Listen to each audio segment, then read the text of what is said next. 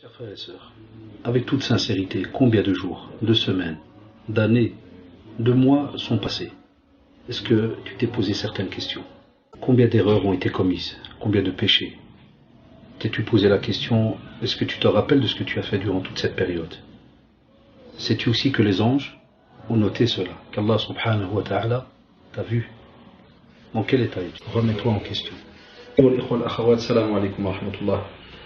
Un des sujets qui revient très souvent, parce qu'il est très souvent donc demandé par nos jeunes, et on le voit par les mails qui viennent, et aussi au centre par les coups de téléphone, et spécialement durant le mois de Ramadan aussi, parce qu'alhamdoulilah, c'est un mois très très important, c'est le repentir. Et c'est justement un mois qui touche le repentir et qui nous pousse à chacun d'entre nous de se dire que, comme l'a dit le prophète sallallahu alayhi wa sallam, chaque fils d'Adam commet des erreurs. Et les meilleurs, c'est ceux qui se repentent. Très très important. Chaque fils d'Adam commet des erreurs. Le fait que l'on commet des erreurs, cela ne veut pas dire que l'on doit s'arrêter là. Voilà, on a commis des erreurs, donc il n'y a plus rien à faire. C'est tout. Dieu est pardonneur, ça s'arrête là, comme nous disent certains. Allah est pardonneur là. Allah subhanahu wa ta'ala, il est Ghafour ou Rahim. Très pardonneur. Allah est très clément. Mais il est aussi shadid ou al-iqab. Son châtiment est très dur. Il peut être très très dur. Et de ce fait, il ne nous a pas laissé tout simplement ces deux versets pour que l'on pense qu'il y a un acte qui est fait qui est mauvais, il y a directement un châtiment. Regardez sa clémence, subhanahu wa ta'ala. Et il nous dit, قل لعبادي الذين أسرفوا على أنفسهم لا تقنطوا من رحمة الله. لا تقنط من رحمة الله, chers frères et sœurs. C'est-à-dire, ne sois pas désespéré de la clémence d'Allah subhanahu wa ta'ala. Parce que la désobéissance, comme vous le savez, donc, c'est le fait de ne pas mettre en pratique ce qu'Allah subhanahu wa ta'ala t'a demandé. Faire tout à fait le contraire. Et justement, le repentir, c'est revenir de la désobéissance vers l'obéissance. Tu quittes la désobéissance et tu reviens vers l'obéissance d'Allah subhanahu wa ta'ala, parce que justement, tu sais que Allah subhanahu wa ta'ala veut ton bien. Et tu sais qu'Allah subhanahu wa ta'ala est prêt à te pardonner. Il faut seulement que toi maintenant, tu bouges et tu reviennes donc vers lui. Et Allah subhanahu wa ta'ala, lorsqu'il nous a demandé justement de se repentir, il ne nous a pas laissé donc sans mode d'emploi. C'est-à-dire, on n'est pas tout simplement là pour dire voilà, ben, je reviens et c'est tout, et dire à la personne écoute, désolé, allez, au revoir, ou bien même pas, certains vous disent je n'ai même pas parlé à telle personne, d'autres vous disent je fais comment parce que c'est entre moi et Allah subhanahu wa ta'ala, ou bien je fais comment puisque la personne je la vois plus, je ne sais même plus où est-ce qu'elle est, ni quoi que ce soit. C'est normal, il y a un tas de questions qui viennent. Allah subhanahu wa ta'ala nous a donc laissé un mode d'emploi justement pour que ce repentir soit sincère. Pourquoi? Parce que même lorsqu'on se repent, c'est pas un repentir comme ça, tout simplement dit de la bouche, sans que le corps, subhanallah, ne ressente quelque chose, ou le cœur ne frétille, ni quoi que ce soit, comme le font certains. Là, abadan. Ça doit être un repentir sincère.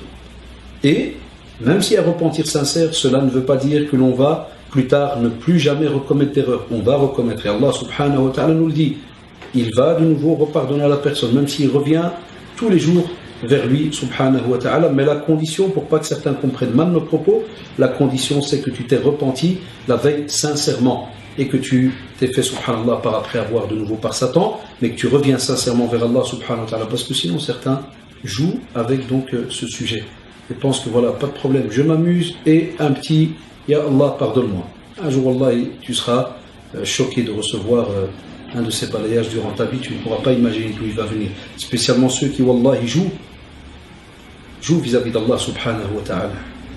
Parce qu'on ne joue pas d'Allah subhanahu wa ta'ala, spécialement dans le domaine de sa clémence, dans le domaine de sa compassion, de sa miséricorde, spécialement aussi dans le domaine du repentir. Pourquoi? Parce qu'il t'a laissé des opportunités de pouvoir revenir vers lui, et toi, subhanallah, tu te joues d'Allah subhanahu wa ta'ala, ou tu crois te jouer d'Allah subhanahu wa ta'ala. Loin de là, chers frères et sœurs, c'est un sujet, même s'il est beau, doit être pris au sérieux, doit être mis en pratique comme il se doit. C'est pour ça que la première chose, il faut la sincérité. Il faut donc revenir sincèrement vers Allah subhanahu wa ta'ala. Pourquoi? Parce que lorsqu'on parle de sincérité, c'est-à-dire que tu ne le fais seulement que pour avoir l'agrément d'Allah subhanahu wa ta'ala. Que pour être, toi, durant ta journée, fier et sûr qu'Allah subhanahu wa ta'ala t'aime et tout ce que tu fais, tu le fais pour lui subhanahu wa ta'ala. Ça, c'est le summum de la sincérité. Tu le fais que pour lui. Tu lui ajoutes personne. Tu n'associes personne. Tu ne le fais pas pour que les deux autres disent de toi, ah, mashallah, il s'est repenti, il est revenu, il a fait abadan. C'est entre toi et Allah subhanahu wa ta'ala. De ce fait, on a, lorsque l'on parle de la sincérité, on n'a pas une obligation, entre guillemets, d'aller prévenir les autres comme ça. Certains, des fois, me disent « Mais est-ce que je dois aller prévenir toute la famille que je me suis repenti ?» Je dis non, ils vont le voir dans tes actes, mais, attention, peut-être dans certaines situations, spécialement lorsque cela touche le mariage et autres, il y a des situations un peu ambiguës qui vont se retrouver face à vous en vous disant « Mais les gens savaient de moi qu'avant je faisais telle et telle chose, ils sont peut-être pas au courant maintenant que je ne le fais pas. » Là, à la rigueur, vous voyez votre situation, vous nous contactez et on voit avec vous, dans les détails, qu'est-ce que vous êtes censé faire. Pourquoi ?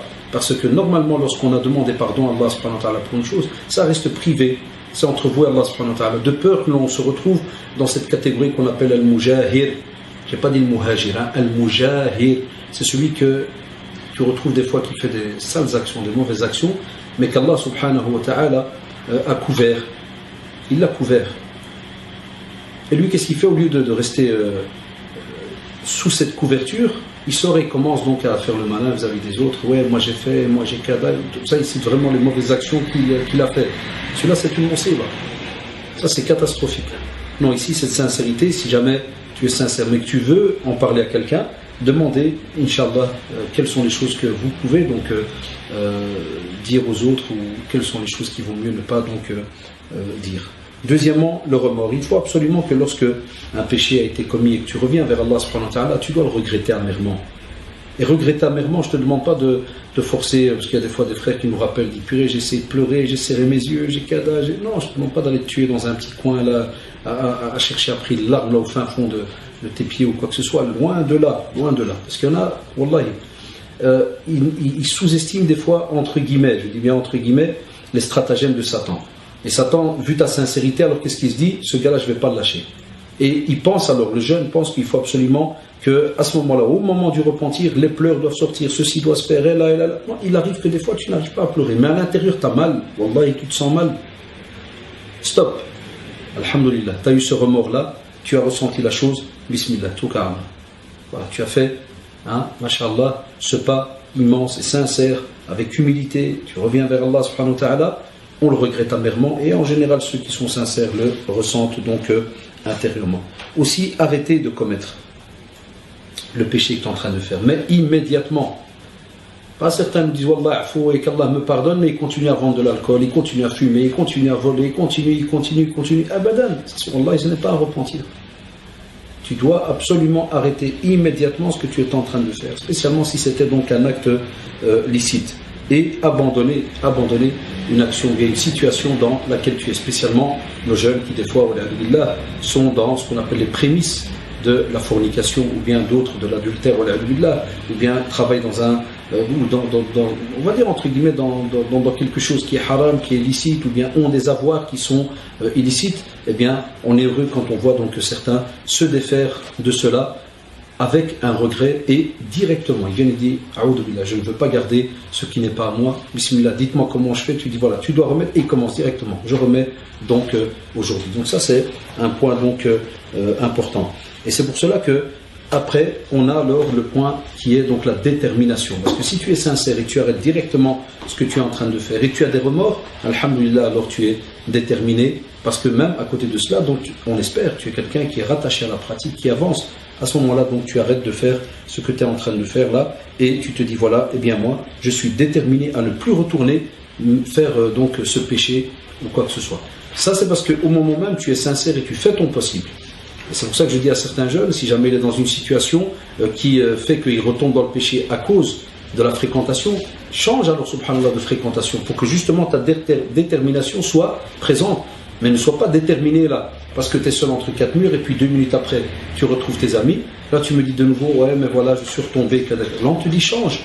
D'où celui qui avait tué les 99 personnes, lorsqu'il est venu donc chez ce savant, mais qui n'avait pas, entre guillemets, le côté pratique, il avait fait la théorie. Il lui a dit, ah, tu t'es repenti.